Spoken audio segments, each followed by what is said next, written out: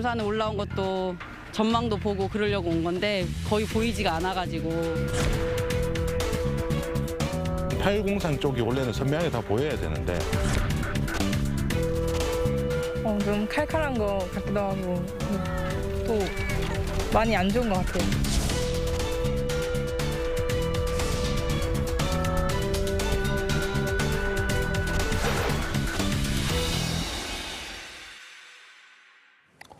보신 것처럼 고농도 미세먼지가 한반도 상공을 뒤덮으면서 올겨울 최악의 미세먼지가 계속되고 있습니다. 네, 미세먼지 발생 원인은 무엇이고 또 언제까지 이어질지 맹소영 기상 칼럼니스트와 함께 자세히 짚어보도록 하겠습니다. 안녕하세요. 안녕하세요. 네, 안녕하세요.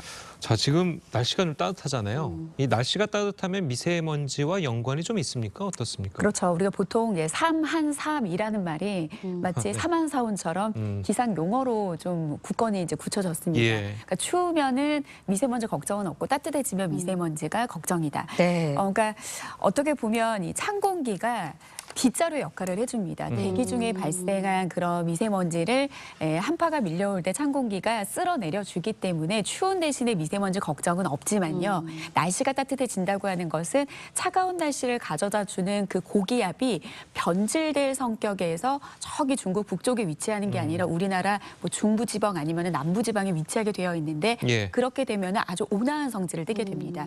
그렇기 때문에 날씨는 따뜻하지만 이 온화한 성질이라고 하는 것은 바람도 약하고 굉장히 안정된 성질을 띠거든요. 예. 그러니까 국내에서 미세먼지가 크게 발생하지 않다 하더라도 미세먼지가 그대로 축적될 수 있는 조건을 만들어주고요. 그리고 이 고기압 주변에서 부는 바람이 네. 서풍 계열의 바람을 유도하면서 국내뿐만 아니라 국외에 발생한 미세먼지를 우리나라로 실어 날라주는 그런 역할을 해주기 때문에 추울 때고 굉장히 상대적으로 다른 역할을 해주는 거죠. 국외라는 네. 건 중국을 말씀하시는 거예요? 아무래도 겨울에는 이제 바람의 풍계가 이 북쪽에서 이제 서쪽으로, 남쪽으로 내려가기 때문에 아무래도 그 국외라고 하면은 이제 중국발이 될 수밖에 없겠죠. 예. 네, 겨울에도 뭐 미세먼지가 종종 나타나는 거는 봤는데 이렇게 갑자기 대기질 수준이 최악으로 치닫는 경우는 좀 이례적인 것 같거든요. 중국발 스모그 때문이라고만 봐야 할까요? 물론 뭐 이제 미세먼지 농도가 높아지면은 우리가 중국 탓을 좀 많이 하기는 그러니까요. 하는데요. 이게 국내 자체에서 발생하는 미세먼지 농도 자체가 높았기 때문에 고농도가 나타날 수도 있고요. 네. 국내에서 발생하는 미세먼지 농도가 그리 평소보다 높지 않았지만 대기 정체가 심했을 때도 고농도가 나타날 수 있기 때문에 이것은 여러 가지 요인으로 확인이 될 수가 있습니다. 예. 근데 다만 지금 이제 12월부터 예. 한파가 너무나도 오랫동안 지속됐기 때문에 우리가 미세먼지를 잠시 잊고 있었던 그러니까요. 것뿐입니다. 예. 보통은 한 11월부터 이듬해 3월까지 미세먼지 농도가 굉장히 높아지는 시기입니다. 일단은 여름 같은 경우에는 비도 많이 내려주기 때문에 예. 미세먼지의 세정 효과가 있고요.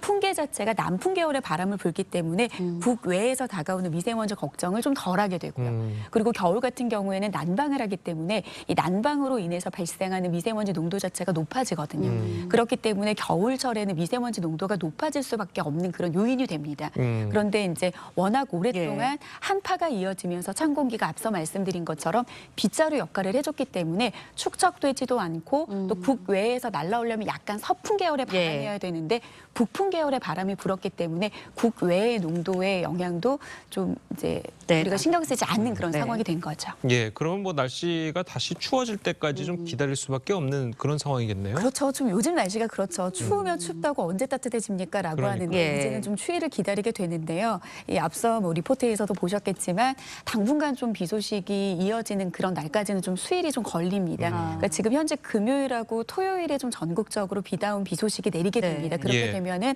세정 효과라든지 그리고 보통 겨울에는 비구름이 지나고 나면은 그 비구름이 지나는 또 주변의 풍계로 인해서 예. 북쪽의 찬 공기를 끌어내리게 만드는 그런 기압 배치가 형성이 되거든요. 그렇게 되면은 주말에는 분명히 평년보다 낮은 기온을 또 유지하는 그런 어떤 추운 날씨가 이어질 건데요. 그 말은 즉 주 후반까지는 계속해서 이런 안정된 상태가 유지되기 때문에 좀 미세먼지가 계속 잔류하고 좀 축적되는 그런 상황이 이어질 겁니다. 예. 네, 이번에는 좀 여쭤볼 게 서울의 경우 이제 지난 5일부터 스모그가 발생을 하면서 미세먼지와 초미세먼지가 상승하기 시작했거든요. 그러면 스모그가 발생을 하면 미세먼지 농도도 같이 상승을 하게 되는 건가요? 어떤 관계가 있는 건가요? 그러니까 뭐 먼지 농도가 높다라고 하는 거는 같은 개념이라고 보시면 되겠는데요. 이 스모그라는 표현 자체가 스모크 그리고 이게 연기, 네. 오염물질 그리고 fog라는 안개하고 합성어입니다. 그러니까 보통 이 안개라고 하는 거는 대기 중에 눈에 보이지 않는 수증기가 은결된 형태에서 나타나기 때문에 구름하고 원리는 같은데 지면에 붙어 있는 현상입니다. 예. 그런데 이 안개가 미세먼지와 결합된 형태인 건데 보통 이제 기억나실 겁니다. 2019년에 우리가 미세먼지 좀 저감 대책을 예. 한다라고 해서 인공강우 실험을 한 적이 있었거든요. 그때 맑은 날씨에 요오드와 은을 뿌려서 구름을 만들어주는 그런 촉진제를 뿌린 적이 있었습니다. 네. 그거는 뭐냐면 그냥 수증기가 그냥 구름이 되는 것이 아니라 어떤 이런 구름의 핵의 역할을 만들어주는 씨앗 역할의 무언가가 있어야 되는데 이 안개가 낀 날 이 미세먼지가 좀 더 안개를 발생하기 잘하게 만들어주는 촉진제 역할을 합니다. 근데 안개 같은 경우에는 보통 일반적으로 해가 뜨고 나면은 사라지거든요. 그런데 이런 촉진제로 만들어진 안개 같은 경우에는 낮 동안에도 그대로 지상 부근에 머물러주는 그런 역할을 하기 때문에 일반적인 어떤 미세먼지처럼 바람이 불어서 사라지는 것과 다르게 비교적 바람이 적고 안정적인 상태에서 보통 안개가 많이 만들어지거든요. 예. 그러니까 그런 좀 축적되고 오래 머무를 수 있는 그런 기상 상황들이 계속해서 겹겹이 만들어진다라는 면에서 일반 미세먼지 농도가 높은 날보다는 스모그의 형태로 나타나는 그런 날이 조금 더 미세먼지에 좀 유해한 그런 날이 될 수밖에 없습니다. 네. 자, 그럼 뭐 요즘 같은 날이면은 마스크 밖에 나갈 땐 마스크 쓰고 집에서는 창문 꼭 닫고 있고 뭐 이렇게 할 수밖에 없겠네요.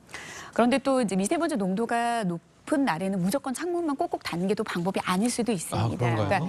미세먼지 농도가 지금 내가 머무르고 있는 주변 상황이 어떤지를 좀 꼼꼼하게 살필 필요가 있는데요. 예. 보통 이제 언론이나 뭐 이제 그 텔레비전이나 신문 같은 경우에는 평균치의 미세먼지 농도나 초미세먼지 농도 상황을 말해주는데요. 예. 보통 단계에서 살짝 치솟는 나쁨 단계일 경우에는 좀 어느 정도 환기를 해줘도 됩니다. 그러니까 무조건 나쁨 단계라고 해서 창문을 꽉꽉 닫을 경우에는 오히려 실내의 미세먼지 농도를 굉장히 높게 만들어줄 수 있기 때문에 예. 훨씬 더 실내가 위험한 상황이 될 수밖에 없습니다.